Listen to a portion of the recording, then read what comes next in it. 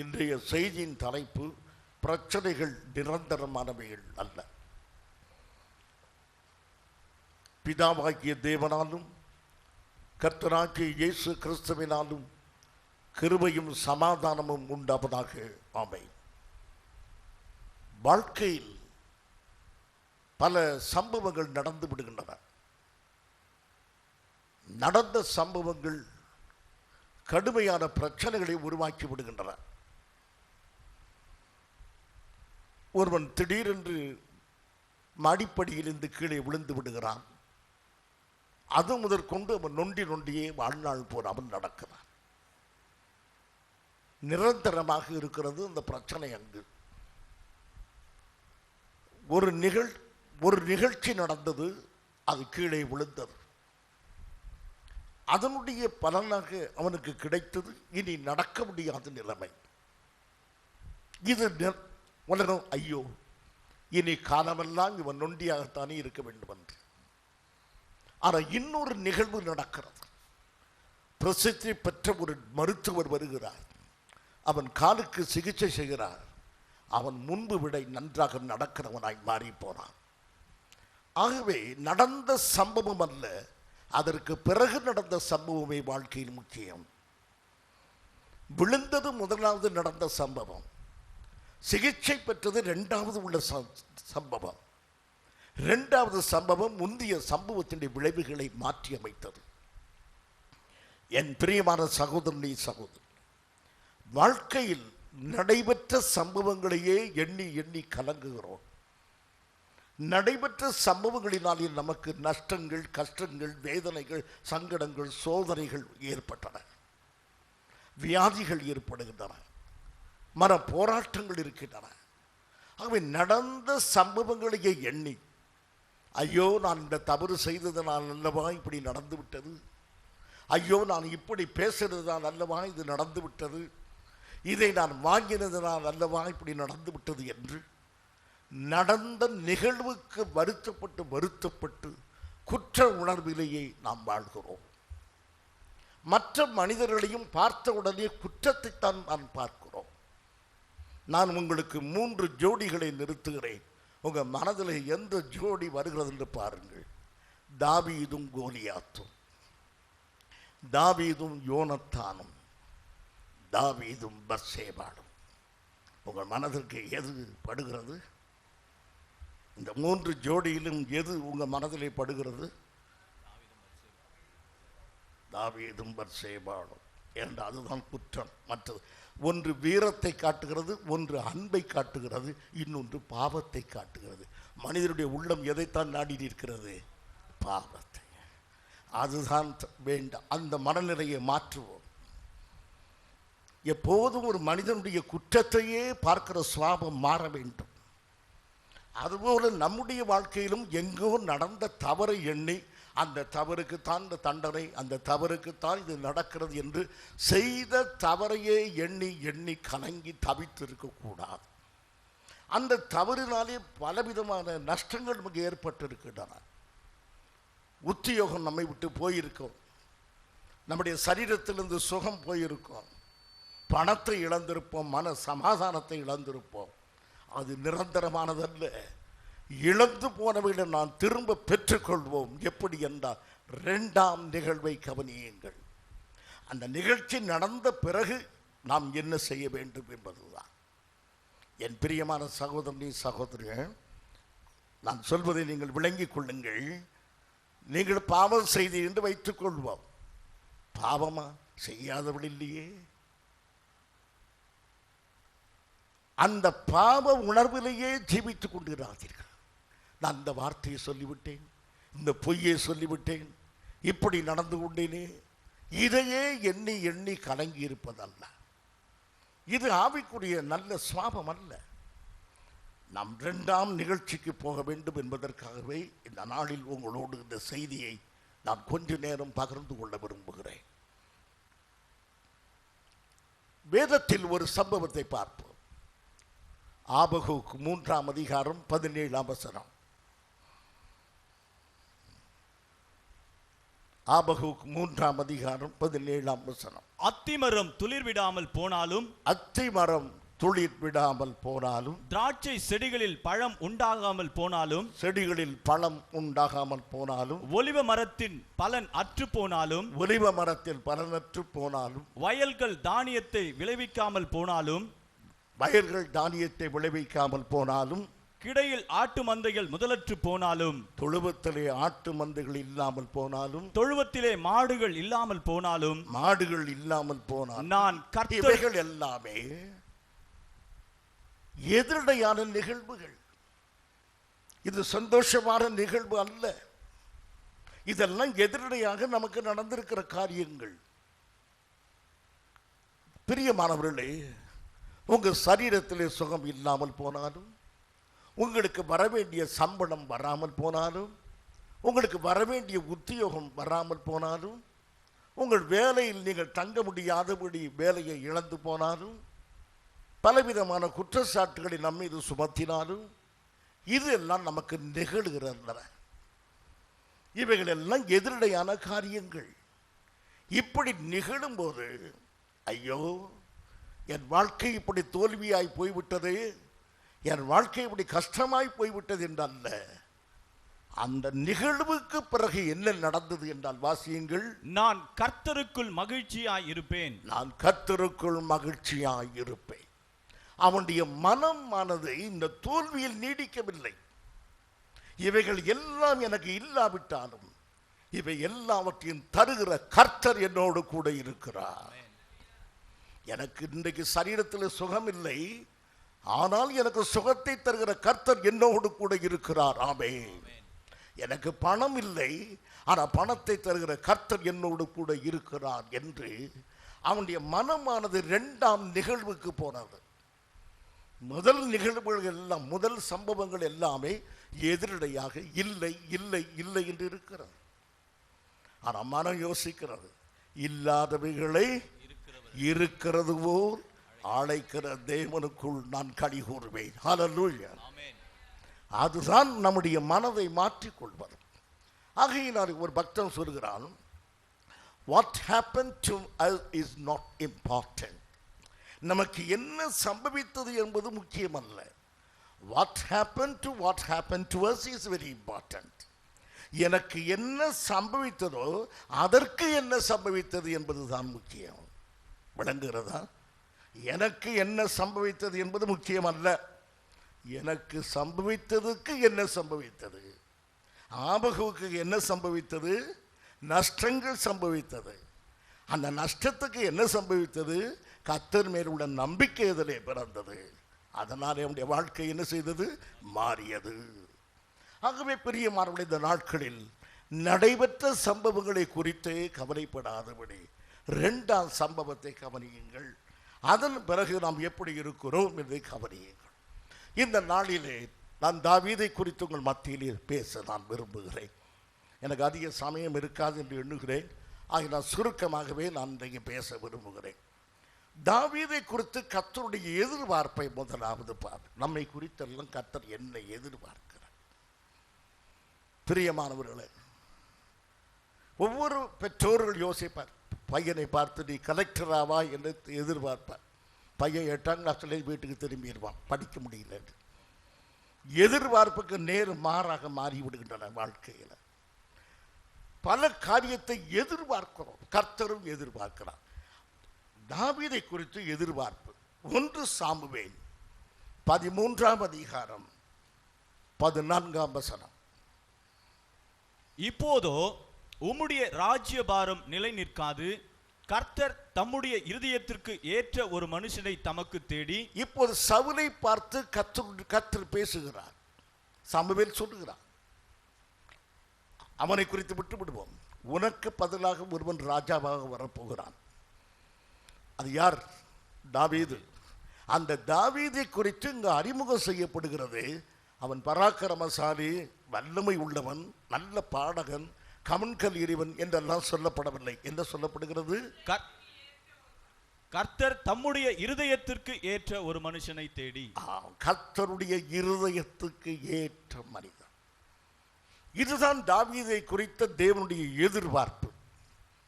அவனை குறித்த ஒரு நம்பிக்கை. பிரியமானவர்களே, உண்மையிலே தாவீது கர்த்தருக்கு ஏற்ற இருதயம் உள்ளவனாக இருந்தானா? இல்லை. விபசாரம், கொலை, களவு, விபசாரம், கொலை, பொய், களவல்ல பொய், தந்திரம், இப்படிப்பட்ட சுவாபங்களில் தாவீது இருந்தான். இதுவா கர்த்தருக்கு ஏற்ற இருதயம்? விபசார சிந்தையும், பொய் சொல்லுதலும், தந்திரமும், ஏமாற்றும், சுயநலமுள்ள ஒரு மனிதனாக தாவீது இருந்தான். இப்படிப்பட்ட ஒரு மனிதனையா கர்த்தர் சொல்லுகிறார் என் இருதயத்துக்கு ஏற்றவன் என்று? இது ஒரு சம்பவம் தாவீதின் வாழ்க்கையில் நடந்தது. அந்த சம்பவம் இவ்வளவு பெரிய காரியத்தை நடத்தியது. அவனை கொலைகாரனாக, விபசாரக்காரனாக, பொய்காரனாக ஒரு சம்பவம் அவனை மாற்றி அமைத்து விட்டது. ஆனால் அதன் பிறகு அவன் வாழ்க்கையில் நடைபெற்ற சம்பவங்கள் எல்லாமே அவனை யாராக மாற்றியது? தேவனுடைய இருதயத்துக்கு ஏற்ற மனிதனாக. அந்த ஒரு சம்பவத்தையே சொல்லிக்கொண்டு அழுது கொண்டு தாவீது இருந்திருப்பான். ஆனால் தேவனுக்கு ஏற்ற ஒரு மனிதனாக வந்திருக்க மாட்டான். தாவீதுக்கு ஏற்பட்ட அவமானம் துடைக்கப்பட்டது. தாவீதுடைய தோல்வி துடைக்கப்பட்டது. தாவீதுக்கு கொடுக்கப்பட்ட தண்டனை மாற்றப்பட்டது. அவன் தேவனுடைய இருதயத்துக்கு ஏற்ற ஒரு மனிதனாக மாறினான். என் பிரியமான சபையை, இந்த நாளில் ஆவியானவர் உங்களுக்கு தருகிற செய்தி, உங்கள் பாவத்தையே எண்ணிக்கொண்டிராது. கடந்த காலத்தில் நீங்கள் செய்த தப்பிதங்களையே எண்ணிக்கொண்டு, ஐயோ என்னாலே பிரகாசிக்க முடியாது, எனக்கு இந்த ஆசீர்வாதம் வராது, என் குடும்பத்துக்கு கர்த்தர் இதை தரமாட்டார், நான் அந்த காலத்தில் இப்படி நடந்தேன், இப்படி செய்தேன் என்று உங்களையே நொந்து கொண்டுகிறாதீர்கள். உங்களுக்கு தரப்பட்ட தண்டனை உண்மைதான், குடும்பத்தில் உள்ள பிரச்சனை எல்லாம் உண்மைதான். ஆனால் இவை எல்லாவற்றையும் உங்களை விடுதலையாக்க நமக்கு ஒரு தேவன் உண்டு. ஆகவே பிரச்சனையை எண்ணி எண்ணி கலங்கி தவித்து நீங்கள் இராதபடி, tune your mind to God's word, தேவனுடைய வார்த்தைக்கு நேராக உங்கள் இருதயத்தை திருப்பும்படி உங்களை மிக அன்போடு நான் வேண்டிக் கொள்கிறேன். இப்போது நான் தாவீதை குறித்து உங்கள் மத்தியிலே சொல்ல விரும்புகிறேன். தாவீதுடைய பாவத்தை பார்க்கும்போது, பாவம் ரெண்டு வகை. ரெண்டு பாவத்தை அவன் செய்தான். ஒன்று, பத்சேபாளோடு அவன் பாவம் செய்தான். அது மாம்சீகமான பாவம், அது சின் ஆஃப் ஃப்ளஷ். பத்சேபாளோடு இந்த பாவத்தை செய்ய வேண்டும், இவளுக்கு இந்த தீமையை செய்ய வேண்டும் என்று திட்டமிட்டு கொண்டிருக்கவில்லை. ஆகவே விபசாரம் தாவீதுடைய சுவாபத்தில் கிடையாது. விபசாரம் அவனுடைய வாழ்க்கையில் வந்துவிட்டது. But that was not in his habit. He was not a habitual adulterer. அவன் விபசாரக்காரனாக இல்லை. அவனுடைய சரீரத்தில் ஒரு தடுமாற்றம் வந்தது. அவன் அந்த பாவத்தை செய்தான். பரவாயில்லை என்று விட்டுவிட முடியாது, குற்றம் குற்றமே. ஆனால் ஒரு நாள் யோவாபை அழைக்கிறான். யோவாபு யார்? அவனுடைய தளபதி. அவனை கூப்பிட்டு சொல்லுகிறான், நீ படை வீரர்களை எண்ணு, யூதாவிலும் இஸ்ரவேலிலும் உள்ள படை வீரர்களை எண்ணு. ஆண்டவர் இதை ஆண்டவர் பாவம் என்று கருதினார். ஏன் தெரியுமா? அதை எண்ணுவதற்கு அவனுக்கு காரணம் பெருமை. பெருமை என்பது அவனுடைய சுவாபம். the sin of spirit. திட்டமிட்டு செய்தான். இதை எண்ண வேண்டும், இவ்வளவு பெரிய படை வைத்திருக்கிறேன் என்று மகிழ வேண்டும், உலகத்திலேயே நான் ஒரு பெரிய வீரன் என்பதை பறைசாற்ற வேண்டும் என்று அவன் பெருமையோடு திட்டமிட்டான். அந்த பாவத்துக்கு என்ன பெயர்? the sin of spirit. அது சுவாபத்தின் பாவம். ஆனால் பத்சேபாவிற்கு அவன் செய்த பாவம் எந்த பாவம்? அது sin of flesh, மாம்சத்தில் வந்த பாவம். இந்த ரெண்டு பாவத்துக்கு வித்தியாசம் இருக்கிறார். ஆகவே இந்த வித்தியாசத்தை உங்களுக்கு சொல்லி நீங்கள் இதை செய்யுங்கள் இதை செய்யாதுங்கள் அறிவுகட்டத்தனமாய் பிரசங்கம் பண்ண நான் வரவில்லை. மதிகட்ட ஒரு காரியத்தை சொல்ல வரவில்லை. முதலாவது, இந்த மாம்சிகமான இந்த பாவம் என்ன விளைவித்தது, இதில் எப்படி அவன் விடுதலையானான், அவனுடைய தண்டனைகள் எப்படி நீங்கிற்று என்பதை உங்களுக்கு சொல்ல விரும்புகிறேன். 2 சாமுவேல் 11ஆம் அதிகாரம் 1ஆம் வசனம். மறு வருஷம் ராஜாக்கள் யுத்தத்திற்கு புறப்படும் காலம் வந்தபொழுது தாவீது யோவாபையும் அவனோடு கூட தன் சேவகரையும் இஸ்ரவேல் அனைத்தையும் அம்மோன் புத்திரரை அழிக்கவும் ரப்பாவை முற்றுகை போட அனுப்பினான். தாவீதோ எருசலேமில் இருந்து விட்டான். தாவீது எருசலேமில் எல்லாரும் யுத்தத்துக்கு போயிருக்கிறார்கள். அது யுத்த காலம். ராஜாக்கள் யுத்தத்துக்கு போக வேண்டும். எல்லாரும் யுத்தத்துக்கு போய்விட்டார்கள். தாவீது யுத்தத்துக்கு போகாமல் நின்று விட்டான். நாம் கேட்போம், தாவீது ஏன் யுத்தத்துக்கு போகவில்லை? எனக்கு 51 வயதாகிறது.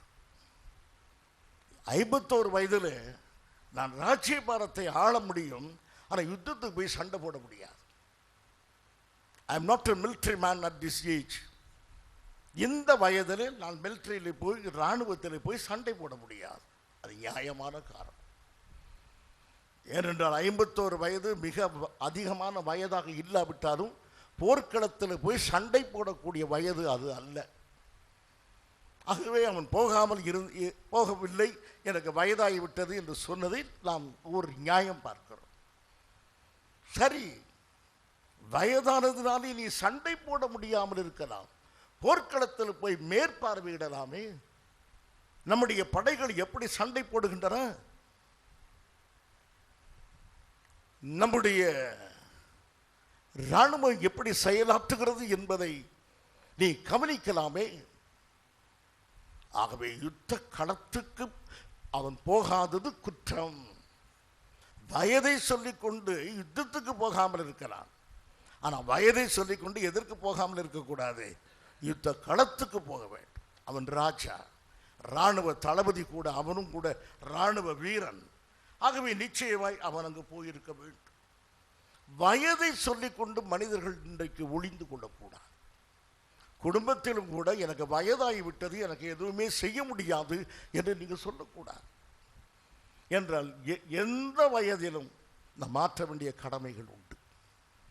என்னால் எதுவுமே செய்ய மாட்டேன் என்ற மனநிலை இருந்தால் உங்களுக்கு ஒரு ஆலோசனை சொல்லுகிறேன்.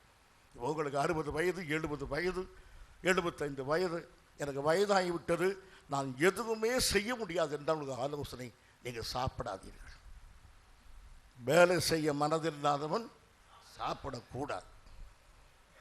எந்த வயதானாலும் சரி, அவன் வேலை செய்ய வேண்டும். வேலை செய்யக்கூடிய ஆற்றலை கற்று தந்திருக்கிறார். யுத்த களத்தில் போய் சண்டை போட முடியாது, ஆனால் யுத்தத்தை போய் பார்க்க முடியும். ஆகவே அருமையானவர்களே, நான் பெரியவர்களுக்கும் வயதானவர்களுக்கும் சொல்லுவேன், என நானும் வயதானவன், நீங்கள் ஒருபோதும் வயதிலே ஒளிந்து கொள்ளாதீர்கள். அது தந்திரமாக உங்களை ஏமாற்றிவிடும். ஆகையினால் எனக்கு வயதாகிவிட்டது, எனக்கு அதை செய்ய முடியாது, இதை செய்யக்கூடாது என்று அல்ல. ஆகவே இப்பொழுது 51 வயதிலே இவருக்கு என்ன ஆகிவிட்டது? வயதாகிவிட்டது. அப்படி அருமையானவர்களே, அவன் எண்ணினான் போர்க்களத்தை விட அரண்மனை தனக்கு பாதுகாப்பு என்று எண்ணினான். போர்க்களத்தை விட எது பாதுகாப்பு? அரண்மனை. எது போர்க்களத்தில் போயிருந்தால் அது அவன் ஆத்மாவுக்கு பாதுகாப்பாக இருந்திருக்கும். எதை பாதுகாப்பு என்று எடுத்தானோ அதுவே அவனுக்கு பாதகமாய் ஒழிந்து போய்விட்டது. தேவ சித்தத்துக்கு மாறான ஒன்று பாதுகாப்பு போல உனக்கு தோன்றும் தேவ பிள்ளையே, அது உனக்கு பாதிப்பாய் மாறிவிடும். தேவ சித்தத்துக்குள்ளான ஒன்று உனக்கு பாதிப்பாய் காணப்படும், அது உனக்கு பாதுகாப்பாகிறது. ஆகையினாலே எது தேவ சித்தம், எது தேவ சித்தம் இல்லை என்று நீ அறிந்து கொள்ள வேண்டும். தாவீது போர்க்களத்துக்கு போவது தனக்கு ஆபத்து என்று எண்ணி அரண்மனையிலே தங்கி அது நமக்கு பாதுகாப்பு என்று எண்ணினான். எதை பாதுகாப்பு என்று எண்ணினானோ அதுவே எதுவாக முடிந்தது? பாதிப்பாய் முடிந்தது. என் பிரியமான சகோதரனே, சகோதரியே, இதை மறந்து விடாது. கர்த்தருடைய சமூகத்தில் எது பாதுகாப்பு என்பதை எப்போதும் நீங்கள் அறிந்து கொள்ளுங்கள் அருமையானவர்களே. இப்போது அவன் தூங்கி எழுந்து பொதுவாக செய்கிற வேலை தியானம் பண்ண வேண்டிய நேரம்.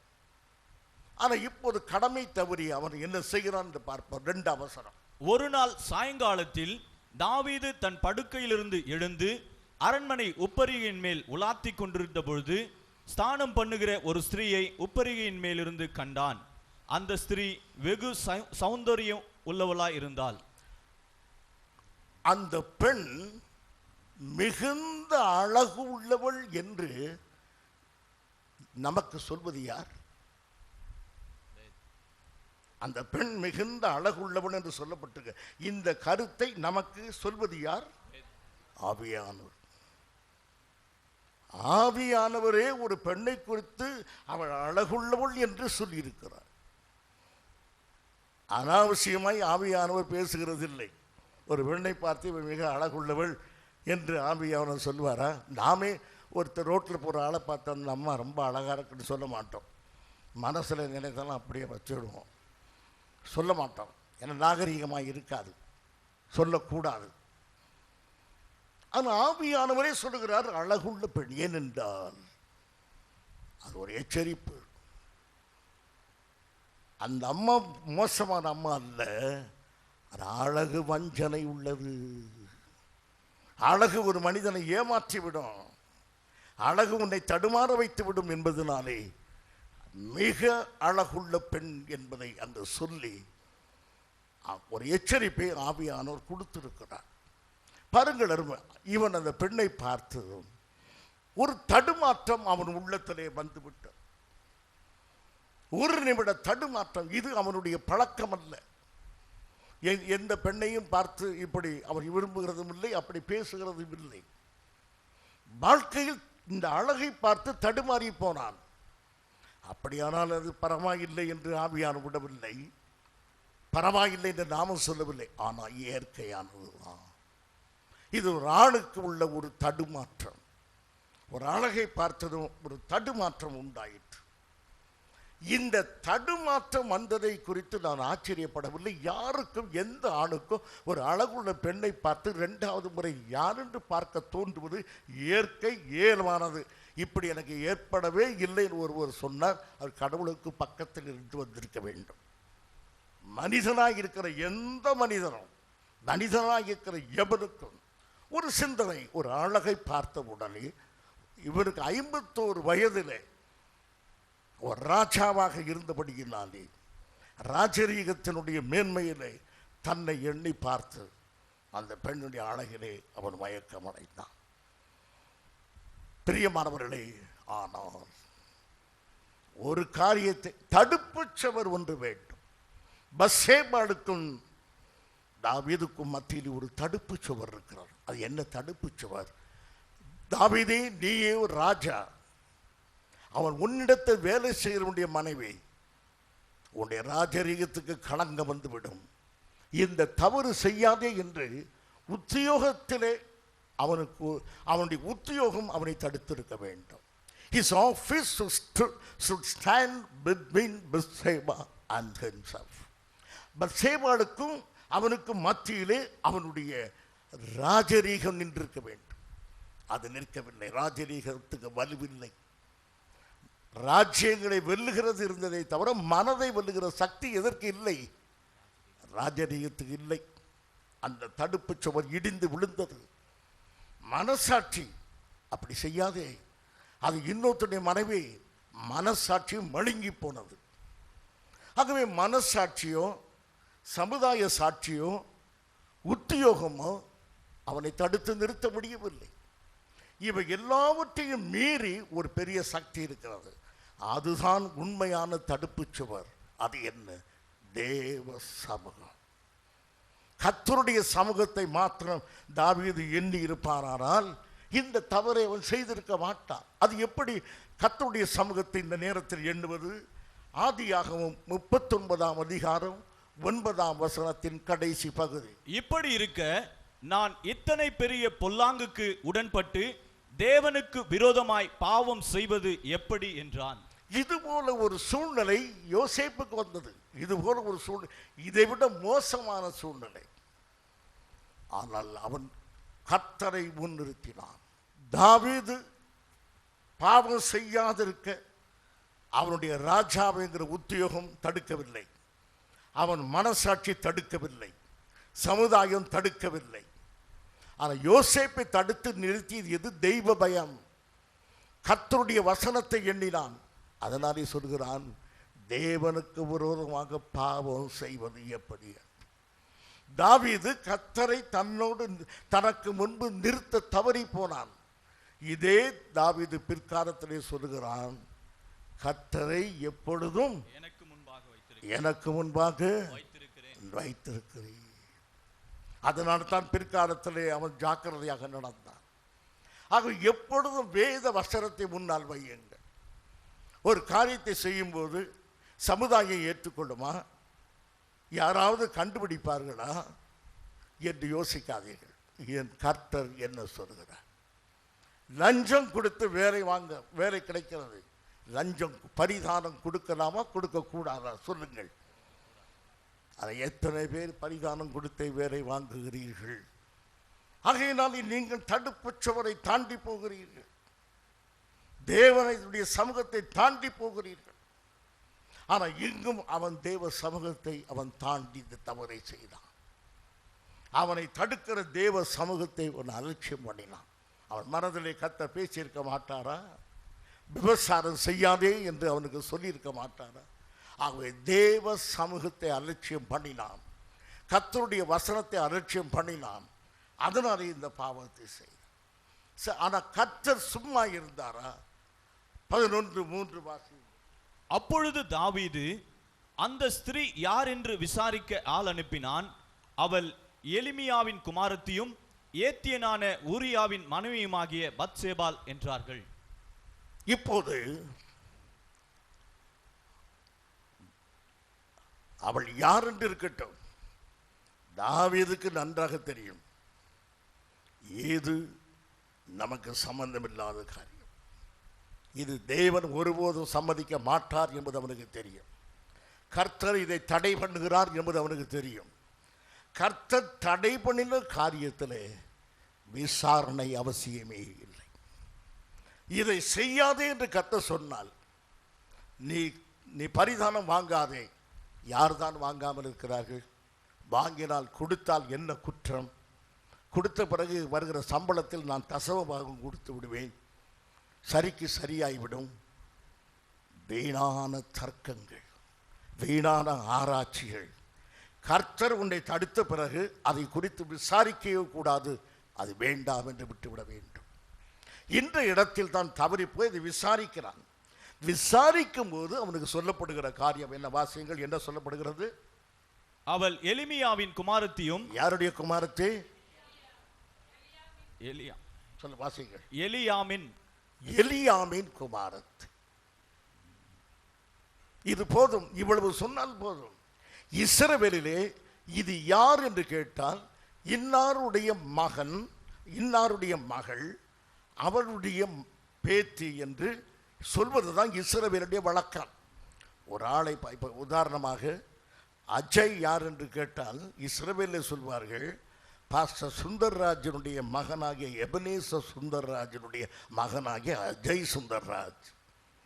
ஆகவே இது வம்சாவளியைத்தான் சொல்வார்கள் இஸ்ரவேலிலே.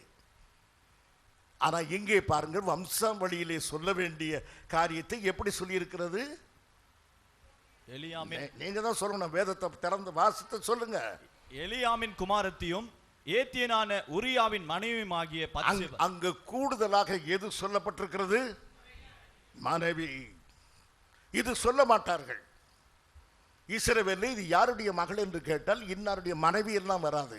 இன்னாருடைய மகள், அவளுடைய மகள் என்று அதைத்தான் சொல்வார்களே தவிர இன்னாருடைய மனைவி என்று சொல்வது இஸ்ரவேலில் இல்லாத பழக்கம். ஆனால் இப்போது இல்லாத பழக்கத்திலேயே இவன் சொல்லுகிறான், ஏலியாவின் குமாரத்தையும் ஏத்தியனாகிய உரியாவின் மனைவியுமாகிய பத்சேபாள். இதை சொன்ன உடனே தாவீதுக்கு தெரிய வேண்டும், இவன் எனக்கு சுட்டி காட்டுகிற செய்தி எது? அவள் இன்னொருவனுடைய மனைவி. அது சாதாரண இன்ஃபர்மேஷன் அல்ல, ஒரு செய்தி அல்ல, வார்னிங். யார் என்று கேட்டதுக்கு இவன் இவ்வளவு விவரமாக சொல்லுகிறான். ஆகவே நான் தொடக்கூடாது. ஆகவே கர்த்தர் அவனோடு பேசி இருக்கிறார். இது இன்னாருடைய மனைவி, இதை தொடக்கூடாது என்று அவனுக்கு நிச்சயமாய் சொல்லி இருந்தார். ஆனாலும் அதையும் மீறி போனான். பிரியமானவர்களே, இந்த கடுமையான பாவத்தை செய்தான். இந்த பாவத்தை மறைப்பதற்கு உரியாவை கொலை செய்தான். பல சம்பவங்கள் வாழ்க்கையிலே நடந்து விட்டன. பிரியமானவர்களே, இப்போது நான் உங்களோடு சொல்லுகிற காரியம் என்னவென்றால், அவனுக்கு ஒரு குழந்தை பிறந்தது. இந்த பாவத்தினாலே அவனுக்கு ஒரு குழந்தை பிறந்தது. அந்த குழந்தை, வேதம் சொல்கிறது, கர்த்தர் அந்த குழந்தையை அடித்தார். அது கேவலமாக இருந்தது. இப்போது நாம் தாவீது வீட்டுக்கு போய் பார்க்கிறோம். அந்த குழந்தையை பார்த்தா அவ்வளவு மோசமான நிலையில் இருக்கிறார். உடனே இந்த குழந்தை வியாதிப்பட்டு பார்க்க அருவருப்பாய், ஒரு ராஜாவுடைய குழந்தை இப்படி இருக்கிறதை பார்த்ததும் ஊர் ஜனங்கள் சொல்லுகிறார்கள், சரியான தண்டனை, பாவத்துக்கு சரியான தண்டனை. இந்த குழந்தையை கர்த்தர் அடித்தார். கவனியுங்கள், அந்த குழந்தை அழகாக பிறந்தால் அது பாவம் இல்லை என்று கர்த்தர் சொல்வாரா? அந்த குழந்தையை பற்றி அது பார்க்க மிக அழகாக இருந்தது என்று எழுதப்பட்டிருக்குமானால் அவனுடைய பாவத்தை கர்த்தர் ஒத்துக்கொண்டார் அர்த்தமா? இந்த குழந்தையை கர்த்தர் அடித்ததோ, இந்த குழந்தை கேவலமாக இருந்ததோ, தாவீதுடைய பாவத்தை சுட்டி காட்டவில்லை. இது தாவீது பாவி என்பது ஏற்கனவே தெரியும். அவன் செய்தது பாவம், அவன் செய்தது அக்கிரமம். இந்த குழந்தையை கர்த்தர் அடித்ததினாலே தான் அவன் அக்கிரமக்காரன் என்று கர்த்தர் வெளிப்படுத்தினார் என்றல்ல. இன்றைக்கு நாம் நடக்கிற சம்பவங்களை வைத்துக்கொண்டு ஒரு தீர்மானத்துக்கு வருகிறோம். பிரியமானவர்களே, ஆனால் ஜனங்கள் நடக்கிற சம்பவங்களை வைத்துக்கொண்டு தீர்மானம் செய்கிறார்கள் பாவம் குற்றம் என்று. நன்றாக கவனியுங்கள், நடக்கிற சம்பவங்களை வைத்துக்கொண்டு கர்த்தர் தீர்மானிக்கிறவர் அல்ல. தாவீது பாவம் செய்தான், அது தனிப்பட்ட ஒரு காரியம், அதை தேவன் விடவே மாட்டார். அந்த பாவத்துக்கு நிச்சயமாய் தண்டனை உண்டு. இந்த குழந்தை அடிபட்டிருப்பது, இந்த கேவலமாக இருப்பது மற்றொரு காரியம். இந்த ரெண்டையும் நாம் இணைத்து இப்படி சொல்லலாம், பாவத்தின் நிமித்தமாக இந்த குழந்தை அடிபட்டது என்று நாம் சொல்லலாம்.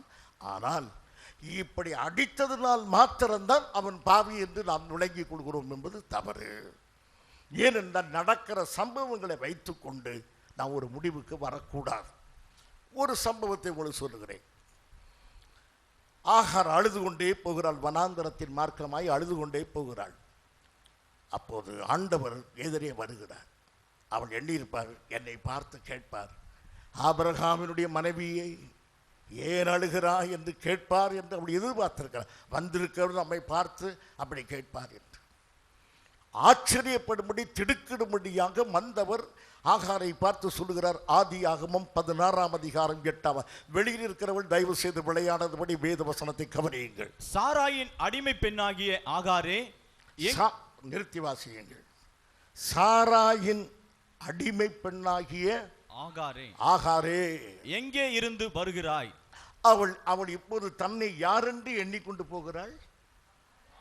ஆபிரகாமுடைய மனைவி என்று. அவள் ஒரு பிள்ளையை சுமந்தவளாகி போகிறாள். ஆபிரகாமுக்கு ஒரு குழந்தையை அவள் பெற்றெடுக்க போகிறாள். அப்படிப்பட்ட ஒரு பெண்ணை பார்த்து கர்த்தர் எப்படி கூப்பிடுகிறார்? சாராயின் அடிமை பெண். ஆனால் உண்மையாகவே ஆபிரகாம் அவளை மறுமனையாட்டி ஆக்கி கொண்டாலும் பரலோகம் அதை சம்மதிக்கவில்லை. ஆகவே தேவனுக்கு விரோதமாக நடந்த கல்யாணங்கள் இது கர்த்தரால் ஆயிற்று என்று நாம் எழுதலாம். அந்த திருமணத்தை நாம் நடத்தலாம், ரிஜிஸ்டரிலே போதகர் கையெழுத்து இடலாம். பரலோகம் அதை அங்கீகரிக்காது. தேவ சித்தமில்லாத திருமணங்கள் பரலோகத்தில் அங்கீகரிக்கப்படாது. ஆகவே இந்த திருமணமானது அங்கீகரிக்கப்படவில்லை. அதுபோல அநேக காரியங்கள் நடந்துவிட்டதே என்பதனாலே கர்த்தர் விட மாட்டார். நடந்ததினாலே தேவன் அங்கீகரிக்கிறவர் அல்ல. அதற்குள்ள தண்டனை நிச்சயமாய் உண்டு. ஆகையினால் இப்போது தாவீது பாவம் செய்தான். இந்த குழந்தை இவ்வளவு கேவலமாய் இருப்பது அவனுடைய பாவத்துக்கு ஒரு அடையாளமாய் இருந்தாலும் இதனாலே தான் அவன் பாவி என்று நாம் தீர்மானம் செய்யாதபடி அவன் பாவத்தினாலே இது வந்தது என்பதை மாத்திரம் நாம் சொல்லுவோம். அந்த பாவத்தினுடைய விளைவு இந்த குழந்தை இப்படி இருக்கிறது என்று நாம் தெரிந்து கொள்கிறோம். இல்லை, இந்த குழந்தை அழகாகவே பிறந்திருந்தால் கர்த்தர் ஒத்துக்கொண்டார் என்று அர்த்தம் அல்ல. ஆகவே பிள்ளையுடைய கேவலம் அழகு இவைகளை வைத்துக்கொண்டு பாவத்தை நாம் தீர்மானிக்க கூடாது என்பது சரி. இப்போ அடுத்ததாக ஒரு காரியம், வாட் அபவுட் ஹேர்? பத்சேபாளை குறித்து என்ன சொல்வது? பத்சேபாள், அவளை குறித்து என்ன சொல்வது? பத்சேபாளை குறித்து நீங்கள் என்ன சொல்கிறீர்கள்? அநேகம் சொல்லலாம், அவள் ஒரு தந்திரம் உள்ள பெண், பொல்லாதவள், புருஷனுக்கு துரோகம் பண்ணினாள். வேதம் அப்படி சொல்லவில்லை. வேதம் அவளை குறித்து நரி என்றோ தந்திரம் உள்ளவள் என்றோ ஓனா என்றோ சொல்லவில்லை. அவளை யார் என்று சொல்கிறது? அவளை யார் என்று வேதம் சொல்கிறது? ஆடு என்று சொல்கிறது. ஆடு என்று சொல்கிறது. வாசிக்க 12ஆம் அதிகாரம் 3ஆம் வசனத்தின் கடைசி பகுதி. அவன் மடியிலே படுத்துக்கொண்டு, வாசிக்க பிரதர், 3ஆம் வசனத்தின் கடைசி. அவன் மடியிலே படுத்துக்கொண்டு அவனுக்கு ஒரு மகளை போல இருந்தது. அதுதான் அந்த ஆடு. ஒரு ஆடு ஒருத்தர் மடியிலே படுத்து மகளை போல இருந்தது என்று சொன்னால் அது மிக நல்ல சுவாபமுள்ள ஒன்றைத்தான் நாத்தான் சொல்லுகிறான். அக்கிரமக்காரியாய் பொல்லாதவளாய் பத்சேபாளை வேதம் சொல்லவில்லை. நான் பத்சேபாளை எப்படி பார்க்கிறேன் என்றால், புத்தி இல்லாத புறா, பேதையான புறா. ஒரு பேதையான புறாவாக புறப்பட்டு வந்து விட்டார். ராஜாவின் கட்டளையை அவர் அரசனுடைய கட்டளையை, ராஜாவின் கட்டளையை கர்த்தருடைய கட்டளை என்று எண்ணிக்கொண்டால் போல் இருக்கிறது. அவள் புறப்பட்டு வந்தாள். ஆனால் பேதையான புறாவை போல அவள் வீட்டை விட்டு புறப்பட்டு வந்தாள். அதை வேதம் சொல்லுகிறார். பெண்களுக்கு வேதம் சொல்லுகிறது, நீங்கள் பேதையான புறாக்களை போல இராதீர்கள். கபடற்ற நிலையில் புறாக்களை போல இருந்தாலும் நீங்கள் யாரை போல இருக்க வேண்டும்? பாம்பை போல வினாவுடவளாக இருக்க வேண்டும். அநேக பெண்கள் பேதையான புறாக்களை போல இருப்பதினாலே தங்கள் வாழ்க்கையில் கேடு உண்டாக்கி கொண்டார்கள். வஞ்சகம், சூது, ஏமாற்று இல்லாத பெண்ணாக நீங்கள் இருப்பது மாத்திரம் போதாது, ஆண்டவர் கொடுத்த ஞானத்தினாலே வினாவுடவளாயிருங்கள். நம்மோடு பழகிறவன் எப்படி இருக்கிறான், நம்மோடு பேசுகிறவன் எப்படி இருக்கிறான், என்ன நோக்கத்திற்காக வீட்டுக்குள் வருகிறான், அவன் ஊழியக்காரனாய் கூட இருக்கிறான், ஆனால் வருகிறவன் எப்படி இருக்கிறான் என்பதை அறிந்து கொள்ளக்கூடிய ஞானம் உள்ளவர்களாய் பெண்கள் இருக்க வேண்டும். இன்றைய திருச்சபை வரலாற்றிலே பெண்கள் நிமித்தமாக அழுக்கான அத்தியாயங்கள் எழுதப்பட்டு கொண்டிருக்க காரணம் பெண்கள் பொல்லாதவளாய் இருப்பதனால் அல்ல, பேதையான புறாக்களாய் இருப்பதனாலே, நல்ல வினாவுள்ள பாம்பை போல பெண்கள் இருக்க தவறி போனதினாலே அநேக சம்பவங்கள் நடந்துவிட்டன. பத்சேபாளும் அபிதமாக இருந்தது. இப்போது பாருங்கள், தாவீது விபசாரம் செய்தான், அதன் பிறகு பல பாவங்கள், கொலை செய்தான், பொய் சொன்னான், தந்திரம் பண்ணினான், மகா மோசமாக நடந்து கொண்டான். God was silent. கர்த்தர் அமைதியாக இருந்தார். அமைதியாக இருந்ததினாலே தாவீது என்ன எண்ணியிருப்பான்? எல்லாமே செய்தான். நான் செய்த தவறு பரலோகம் மறந்து விட்டது, என்னை பரலோகம் கவனிக்கிறது இல்லை என்று அவன் சமாதானமாய், என் பிரியமான சகோதரி சகோதரியே,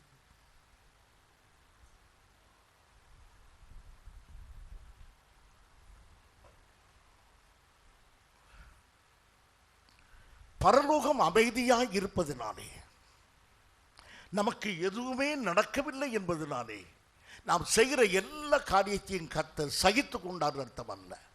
சில பேருக்கு சம்பவங்கள் நடக்கின்றன, தண்டனைகள் கொடுக்கிறார்கள். சில பேருக்கு மன உளைச்சல் உண்டாகிறது, சில பேருக்கு வேதனை உண்டாகிறது. நமக்கு எதுவுமே நடக்கவில்லை. நாம் எண்ணுகிறோம், என் காரியங்கள் எல்லாம் நன்றாக இருக்கிறது என்று கர்த்தர் ஒத்துக்கொண்டாரோ என்று. தாவீது அபேதமாக எண்ணிக்கொண்டார். ஆனால் ஒரு நாள் 12 மாதங்கள் கடந்தன. ஒரு வருஷம் கர்த்தர் அமைதியா இருந்தார். எதற்காக? மனசாட்சிக்கு இடம் கொடுத்தார். இன்றைக்கும் அதைத்தான் கர்த்தர் செய்கிறார். நாமெல்லாம் தண்டிக்கப்பட வேண்டும், வேதனைப்பட வேண்டும், வியாதிப்பட வேண்டும் என்று தேவனுடைய நோக்கம் அல்ல. பாவத்தின் விளைவாக வியாதி வருமானால், பாவத்தின் விளைவாக நமக்கு சங்கடங்கள் வருமானால், பாவத்தின் விளைவாக நமக்கு பிரச்சனைகள் வருமானால், கர்த்தர் அந்த பாவ சக்கரம் நம்மிடத்தில் வேலை செய்ய பொறுமையாய் காத்திருக்கிறார். நாம் அதை பாவம் என்று உணர்கிற வரையிலும் கர்த்தர் காத்திருப்பார்.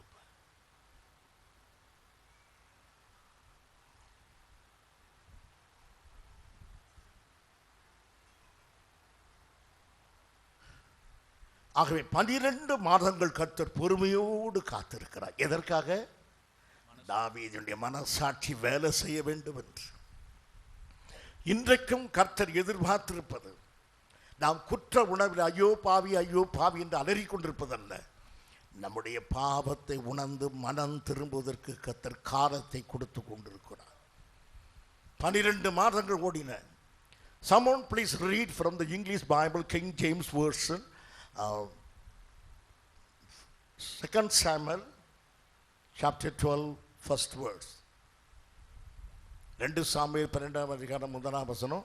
King James Version இருந்தால் someone please read from your English Bible. First, what's the first word? What's the first word? Then.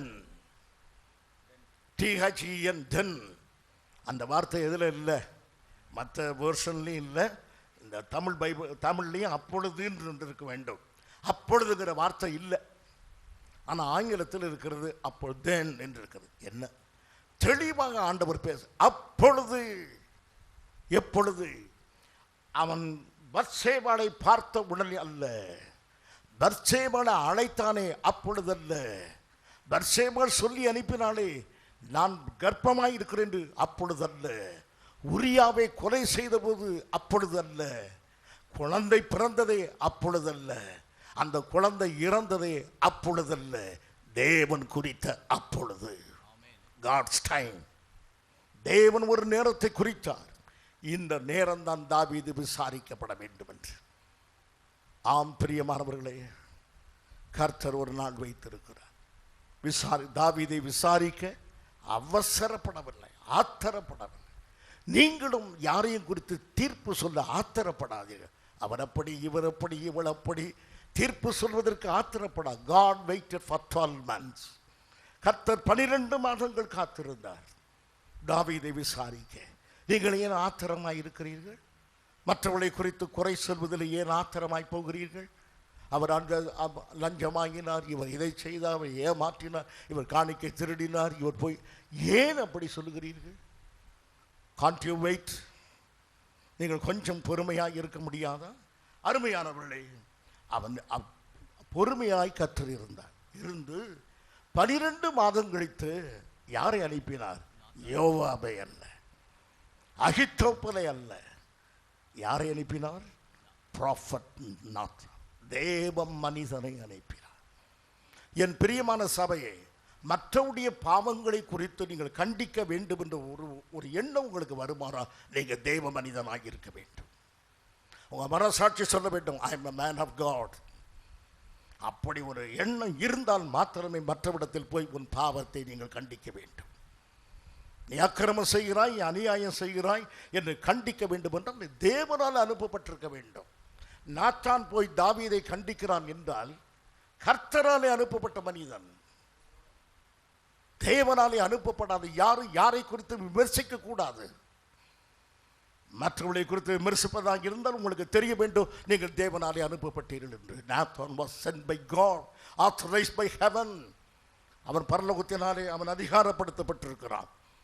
அதனாலே புறப்பட்டவன். என் பிரியமான சபையே, ஒரு சகோதரி சகோதரனுடைய பாவங்களை உணர்த்த உங்களுக்கு பாரம் இருந்தால் யோசிங்கள். கர்த்தர் அந்த பாரத்தை கொடுக்கிறாரா? தேவன் உங்களை அந்த வீட்டுக்கு அனுப்புகிறாரா? வாய்க்கு அந்தபடி உட்கார்ந்து தீர்ப்பு சொல்லி கொண்டிருக்கிற ஹைகோர்ட் ஜட்ஜ் மாதிரி அவன் அப்படி இவன் இப்படி என்று நீதிபதி உங்களை உட்கார்ந்து தீர்ப்பு செய்கிற சகோதரனே, who authorizes you? உனக்கு அதிகாரம் கொடுத்தது யார்? நாத்தானை அதிகாரப்படுத்தினது கர்த்தர். அவன் போகிறான். அருமையானவர்களே, அவன் போய் என்ன சொல்கிறான் என்றால் உள்ளே நுழைந்தான். தாவீது, உன்னால் எனக்கு வெட்கமாயிருக்கிறது. இஸ்ரவேலின் ராஜாவாகி நீ இவ்வளவு அசுத்தமான காரியத்தை செய்தாய், உனக்கு வெட்கமாக இல்லையா? இப்படி கேட்டாரா? இல்லை. அவன் மெல்ல கதை சொல்ல ஆரம்பிக்க. ஒரு ஊரிலே ஒரு ஆடு இருந்தது. பாவத்தை உணர்த்துவதிலே அவன் அவ்வளவு பொறுமையாக இருந்தான். கர்த்தருடைய மனிதர்கள் நிதானமாக இருக்க வேண்டும். பிறருடைய பாவங்களை ஏனோ தானோ என்று மனம் போல பேசி புண்படுத்தக்கூடாது. தாவீது செய்தது பயங்கரமான பாவம். ஆனால் அவரை புண்படுத்த நாத்தான் போய் மிக அமைதியாய் சொல்லுகிறார்.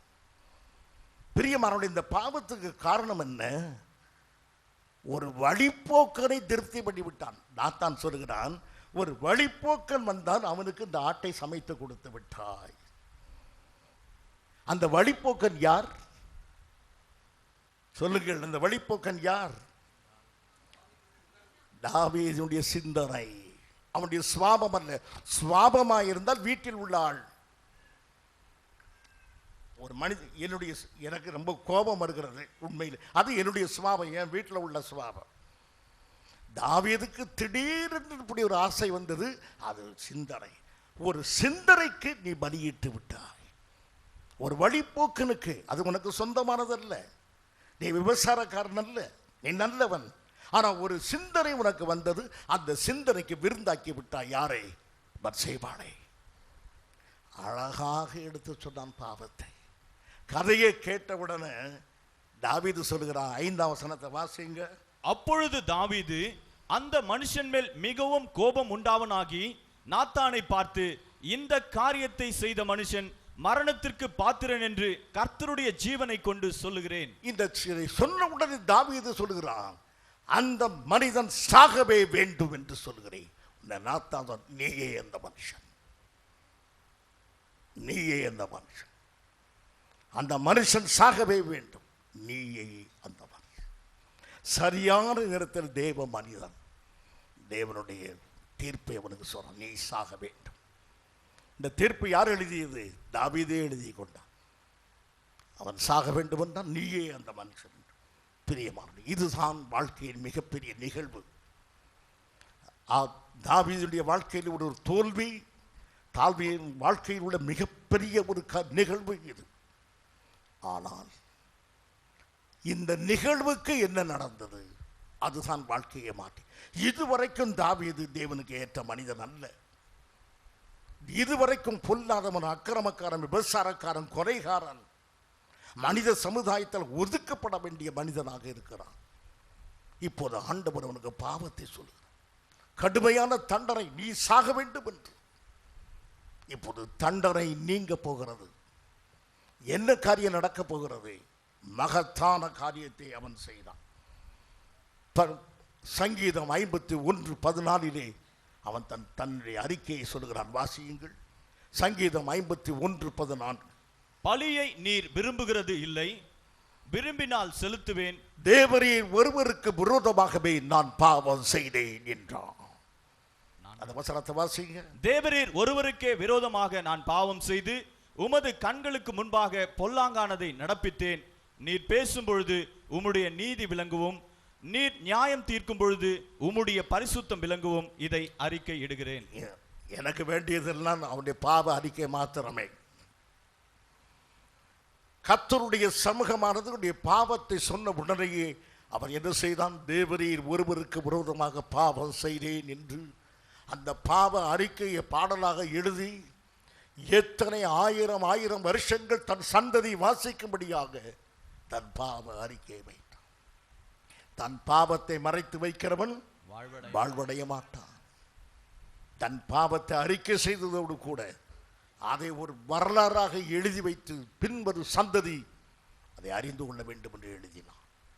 இப்போதுதான் அவனுடைய தண்டனை மாறி தன் பாவ எந்த மனிதனும் தன்னுடைய குற்றத்தை உணர்ந்து திருந்தினால் அவனுக்கு கொடுக்கப்படுகிற தண்டனையை கர்த்தர் மாற்றுவார். ஆகையினால் அருமையானவர்களே, இந்த பாடம் நான் தவறு செய்தேன், குற்றம் செய்தேன், தப்பு செய்தேன் என்றல்ல, அதற்கு பிறகு நம்ம என்ன செய்கிறோம் என்று தாவீது அவன் குற்றத்தை ஒப்புக்கொண்டான். உடனே வேதம் சொல்லுகிறது அவனுக்கு, நீ சாவது இல்லை என்று சொல்லுகிறான். இனி நீ சாவது இல்லை என்று நாத்தான் சொன்னான்.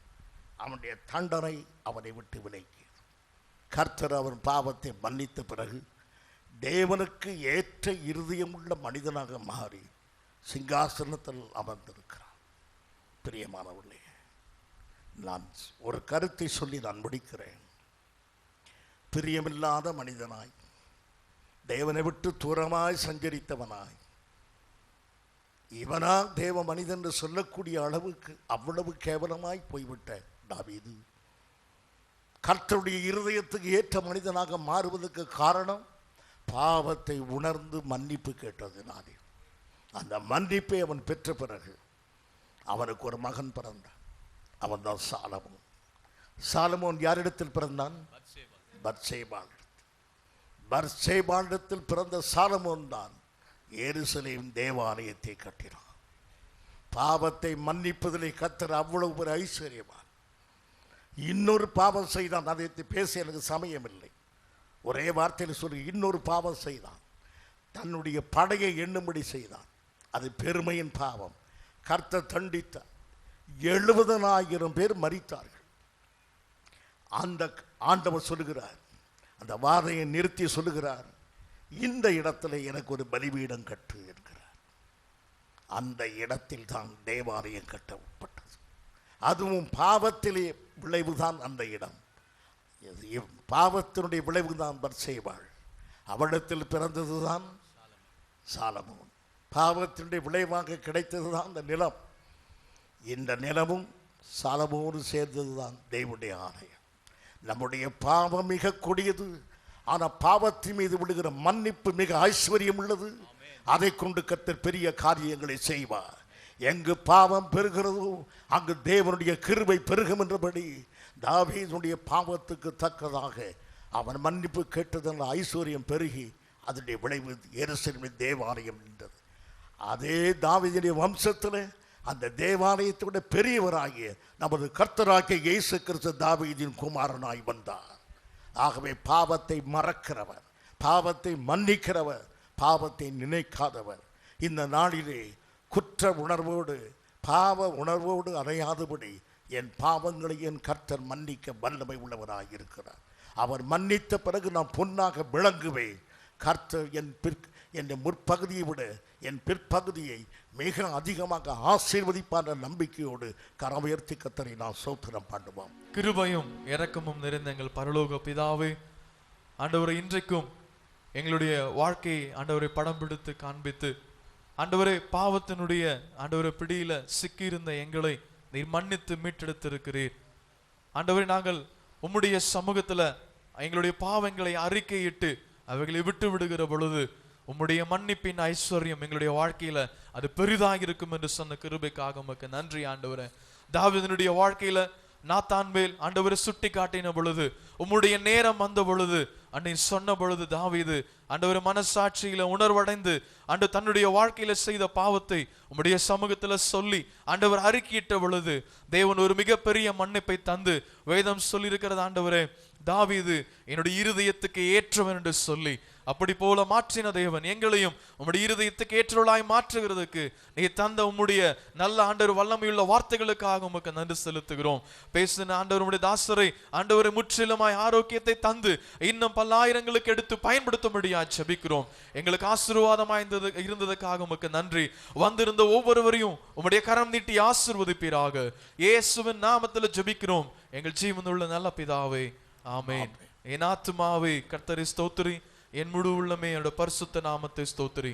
என் ஆத்துமாவே கர்த்தரை ஸ்தோத்திரி, அவர் செய்த சகல உபகாரங்களை மறவாதே. ஆமென். நம்முடைய கர்த்தராகிய இயேசு கிறிஸ்துவின் கிருபையும் பிதாவாகிய தேவனுடைய அன்பும் பரிசுத்த ஆவியானவருடைய ஐக்கியமும் நம் அனைவரோடு கூட என்றும் இருப்பதாக. ஆமென்.